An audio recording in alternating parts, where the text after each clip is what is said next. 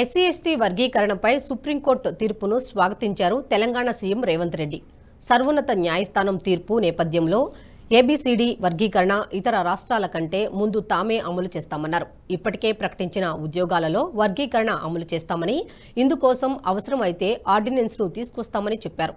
మాదిగ సోదరులకు న్యాయం చేసే బాధ్యతను తమ ప్రభుత్వం తీసుకుంటుందని, మాదిగ రిజర్వేషన్ల వర్గీకరణకు సంపూర్ణంగా సహకరించాలని కోరారు సీఎం రేవంత్. న్యాయ కోవిదులతో సుప్రీంకోర్టులో కాంగ్రెస్ ప్రభుత్వం బలమైన వాదనలు వినిపించేలా చేశామన్నారు. కాంగ్రెస్ ప్రభుత్వ పోరాటంతోనే సుప్రీంకోర్టు అనుకూల తీర్పు వచ్చిందని, ఈ తీర్పు ఇచ్చిన రాజ్యాంగ ధర్మాసనానికి ధన్యవాదాలు తెలిపారు సీఎం రేవంత్.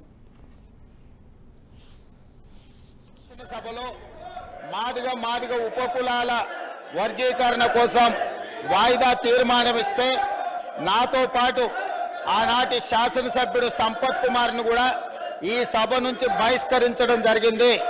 గత ప్రభుత్వం ఏబీసీడీ వర్గీకరణ మీద కేంద్రానికి, ప్రధానమంత్రికి విజ్ఞప్తి చేయడానికి అఖిల పక్షాన్ని తీసుకెళ్తామని చెప్పి తీసుకుపోకుండా మాదిగ సోదరులను మోసం చేయడం జరిగింది.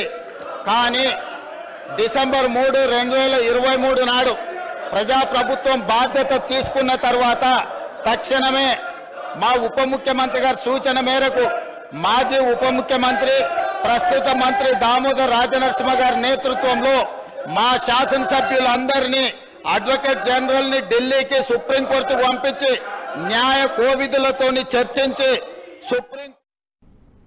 ఈ వీడియో మీకు నచ్చినట్టయితే లైక్ చేయండి, 10 మందికి షేర్ చేయండి. అలాగే కామెంట్ల రూపంలో మీ అభిప్రాయాలను మాతో పంచుకోండి. Nationalist hub group of channels ను సబ్స్క్రైబ్ చేసుకుని తెలుగునాట జాతీయవాద జర్నలిజాన్ని ప్రోత్సహించండి. ఈ వీడియో కింద ఉన్న బెల్ ఐకాన్ పై క్లిక్ చేయడం మర్చిపోవద్దు.